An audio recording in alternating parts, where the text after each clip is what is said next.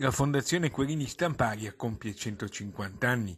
Le celebrazioni per questo importante anniversario si sono aperte con una Santa Messa presieduta dal Patriarca di Venezia Monsignor Francesco Moraglia nella chiesa di Santa Maria Formosa a Venezia, dove il fondatore, Giovanni Querini Stamparia, ricevette il battesimo.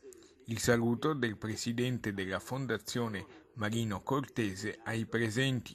Desidero ringraziare cordialmente Sua Eccellenza il Patriarca per aver aderito al nostro invito di celebrare questo rito e anche per le bellissime parole che ci ha rivolto. Ringrazio tutti i presenti che hanno fatto corona a questo rito, testimoniando la considerazione della nostra città per la memoria del nostro fondatore.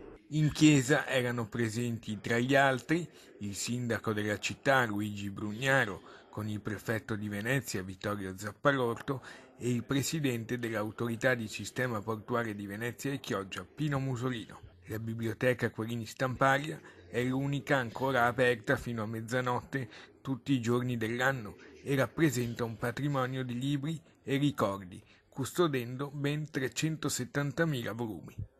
Molto significative le parole pronunciate dal pulpito dal patriarca Moraglia nell'omelia. Cristo è la potenza e la sapienza di Dio.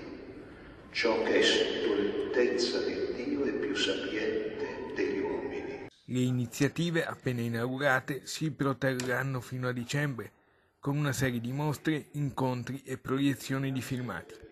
Il presidente della Fondazione Marino Cortese, nel suo discorso, ha tenuto a ringraziare il vicepresidente, professor Giovanni Castellani, e la direttrice Marigusta Lazzari.